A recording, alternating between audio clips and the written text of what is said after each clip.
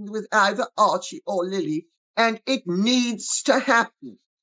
They need to prove that those children, Meghan and Harry, are not entitled to privacy in this matter. And their privacy is trumped by our right to know that no bastard is going to sit on the throne of this country. All Harry and Meghan need to do is prove to us that she popped those babies out. And that's all they need to do. And if they don't, it is unfair on the children.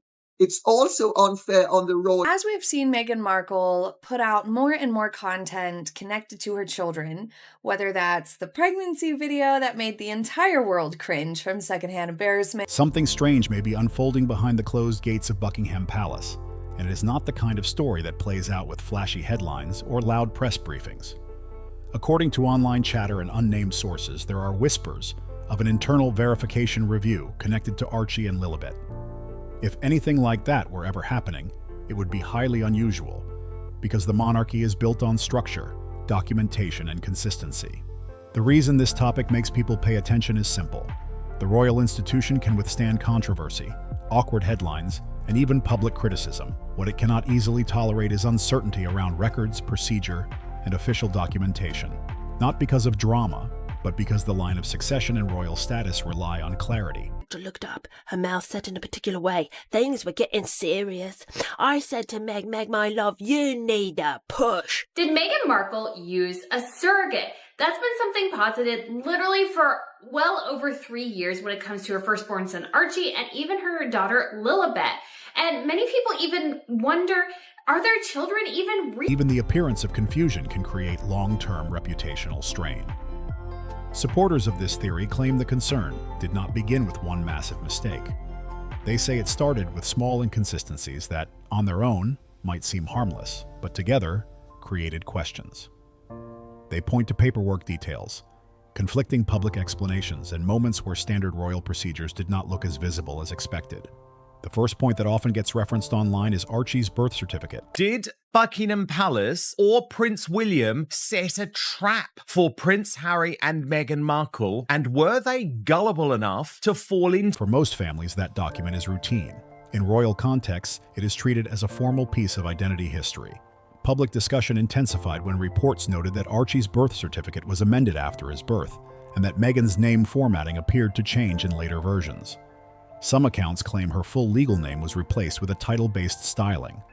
Whether that change was requested by Meghan's side, the palace, or handled through standard administrative practice has been debated publicly. This is absolutely insane that they thought they could get away with it, especially Meghan Markle and Harry. The con of the century, 2 cons of the century in the form of 2 royal children included in the line of succession. Different retellings have circulated. This is where the narrative becomes tense, because opposing versions of the story have been repeated by different voices. Some reports suggest the palace wanted a formal title style. Others suggest Meghan's team pushed for it. The key detail that keeps the speculation alive is not the change itself, but the lack of one universally accepted explanation that everyone agrees on. In royal circles, uncertainty is often viewed as more damaging than criticism, because criticism fades, while unanswered procedural questions tend to linger. From there, the conversation typically jumps back to the day Archie was born. Commentators have pointed out that royal births traditionally follow a very structured pattern: medical confirmation, an official palace bulletin, and a carefully coordinated public announcement. With Archie, people felt the public communication unfolded differently than the usual template. Description she does of the Portland hospital, the birth, that was completely fabricated. We all know the first interview was that she never intended to go to the Portland hospital. She intended to have the baby at home. Some say the timing of confirmations felt delayed. Others point out that the public-facing elements were more controlled and less traditional than past royal births. It is important to say clearly, none of this automatically proves wrongdoing. Procedures can change, privacy decisions can be made, families can do things differently, especially under intense media pressure. But critics argue that when the royal family is involved, even small deviations become magnified because the institution is associated with tradition and formal protocol. Then, in online discussions, Lilibet's birth is often described as an even bigger break from tradition. She was born in the United States, and public confirmation came through a polished announcement from Harry and Meghan's team rather than through the classic palace bulletin and easel-style notice. But I had to take my children to Professor Bolstrup, who was the leading expert in the field at that time, at the Chelsea and Westminster Hospital it was, and he was going to be investigating. And of course, you know my boys, so you know they're very spirited, that she has that child in a vice-like grip. And it's, you know, if they were a husband and wife team, there are laws now about coercive control. For a modern family living abroad, that may not seem shocking. For those who expect old royal customs to be followed, it became another point of debate. And this is where the speculation grows, because people who already believe something doesn't add up tend to interpret every difference as part of a larger pattern. They compare what was visible to the public with what used to happen historically, and they ask why familiar steps did not appear in the same way. What makes this story so sticky online is not one single claim. It is the accumulation of questions. Why did certain public explanations differ depending on the source? Why did procedures look different from past royal births? Everything she's done has only drawn more speculation and brought the controversies back up about how Meghan and Harry have handled all of this, as well as the rumors that perhaps they used a surrogate for one or both of the children. Why do some details still get debated years later? That is the exact kind of uncertainty that fuels ongoing discussion, especially when it involves a famous family and an institution built on image, tradition, and precise record-keeping. The questions didn't stop with the paperwork. If anything, they multiplied. Online observers also began dissecting Meghan's pregnancy appearances, and that only added fuel to the uncertainty for people already looking for inconsistencies. Certain video calls were tightly framed. Some paparazzi photos were taken from far away. In a few images, she appeared further along, and in others, people claimed she looked noticeably different. On their own, those kinds of comparisons prove nothing. Where are the children? Where are Harry and Meghan's kids? And do they honestly exist? Now, I know that that's kind of like a little bit conspiratorial, but you know what? I'm down the rabbit hole now since I've accepted the moon bump story. And if the moon bump story was true and she didn't actually have these pregnancies, then is it possible that she has faked having the kid? Lighting, angles, clothing, and timing can change how anyone looks. But when critics stacked those visuals on top of already debated documentation and timelines, they argued it created more fog, not less. And through all of it, Buckingham Palace stayed quiet. No firm confirmation. No public denial, no visible effort to shut the speculation down, just silence. For many people watching from the outside, that silence made everything feel even stranger, because the palace is usually quick to close off anything that could create constitutional confusion. But according to the narrative being discussed online, the biggest red flag wasn't only the births, it was what came after, especially the moment that is traditionally treated as the formal link between a royal child and the institution's religious structure, the christening. Before advisors could even weigh that issue, they would have to consider something far more foundational: the rules that determine who is formally recognized as a royal child in the first place. California Birth Index, and per the website at the californiabirthindex.org, the California Birth Index, or CABI, is a database that stores records of births in California, tracks of birth certificates. Putting her full official name of Rachel Meghan Markle, you can see that the official record... That is where people keep bringing up the 1917 letters patent. On the surface, it sounds like dry history. In practice, it is one of the documents that outlines who qualifies for certain titles and styles within the royal family.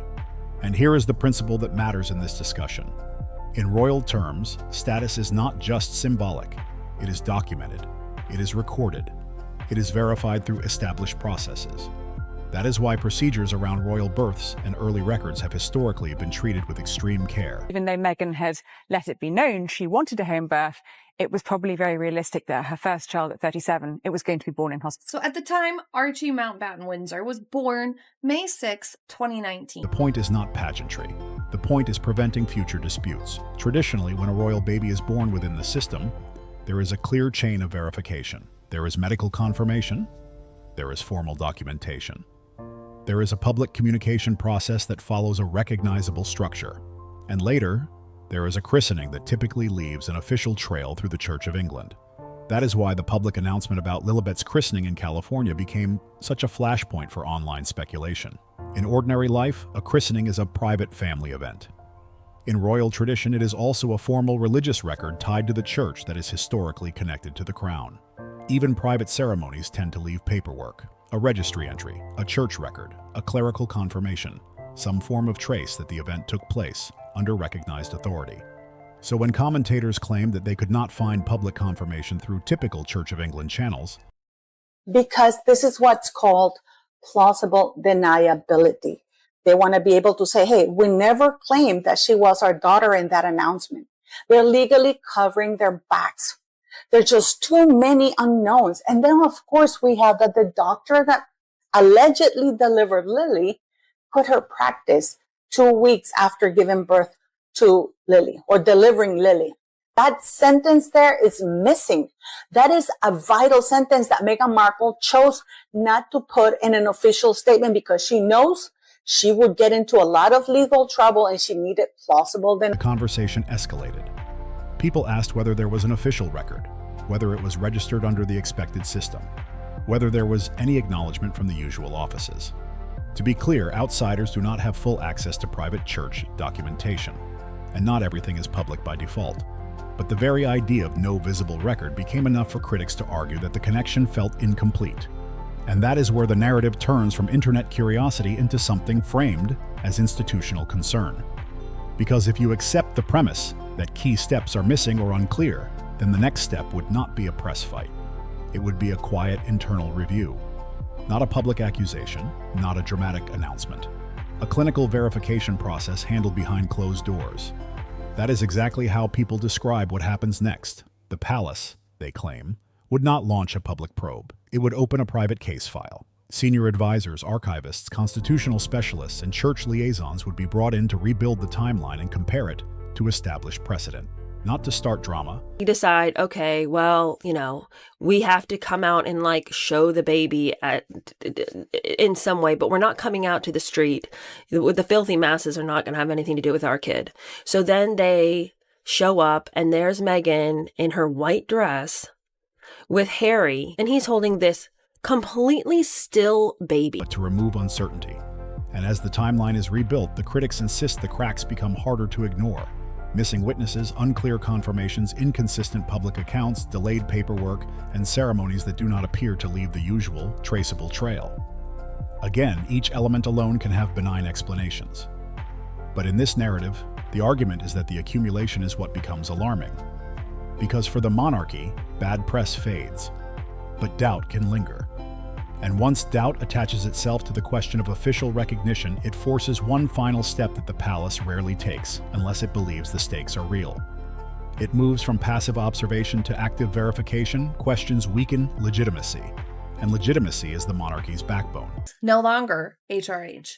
Was safely delivered of a son, and she and her child are both doing well. So back to the tradition of putting out a framed bulletin or a gilded easel outside Buckingham Palace after royal births has been going on since 1837, so it's a cool tradition. And George, Charlotte, and Louis' easels listed the doctors' names with signatures, birth weight and time, and referenced the royal family. But Archie's notably only included mention of the Queen and the royal family in the wording, but not on the actual document. And then they omitted the signatures from the doctor's presence. Unlike previous notice. As the internal file reportedly grew thicker, one question became unavoidable. What does this mean for Meghan and Harry? Inside a Montecito, the mood is said to be far different from curated social media posts and carefully staged appearances. A royal review, even a quiet one, is not the same as tabloid criticism or online debate. It signals the institution is checking its own records, and when the system begins reviewing constitutional details, it does so methodically, not emotionally. For Meghan, the risk in this narrative is reputational. Much of her post-royal identity has been tied to the image of a modern duchess and mother of royal children. That connection to the crown has shaped media deals, interviews, branding projects, and public perception. If any part of that connection were ever formally questioned, critics argue it could shift how her entire story is framed going forward. For Harry, supporters say the stakes would feel even more personal. He grew up within a structure where lineage and protocol were treated as permanent. Even after stepping back from royal duties, there was an understanding that his children remained part of that extended framework. If an internal review were to redefine anything related to status or recognition, it would not just be political. It would be emotional. A According to this speculation, the palace response to any outreach would remain measured and procedural. Once legal or constitutional questions are in motion, sentiment does not drive the outcome. Documentation does. That leads to the bigger question people keep asking. What could actually happen next? Observers outline 3 broad possibilities, though it's important to stress that none of these have been formally announced. The first would be a quiet freeze. No dramatic statements, no public confrontation. The children remain listed where they are, but without expanded roles or ceremonial visibility. Over time, attention fades naturally. The second would be a subtle administrative shift. In this scenario, classifications are adjusted behind the scenes. No press conference, no headline moment, just an updated structure that reflects current circumstances. The third, and most extreme, would involve formal changes to titles or recognition. Historically, that kind of move is rare and highly sensitive. If it ever occurred, it would be framed as procedural rather than personal, guided by documentation rather than emotion. The underlying theme in all 3 scenarios is the same. The Crown prioritizes institutional stability above individual narratives. Records matter. Precedent matters. And when the monarchy feels uncertainty around constitutional details, it addresses them quietly but firmly.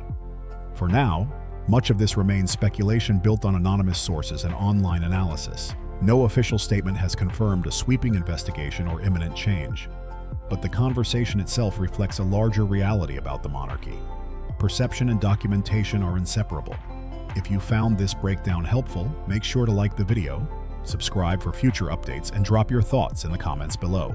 Do you think the palace should address these questions publicly, or is silence the smarter strategy? Let's keep the discussion respectful, and I'll see you in the next one.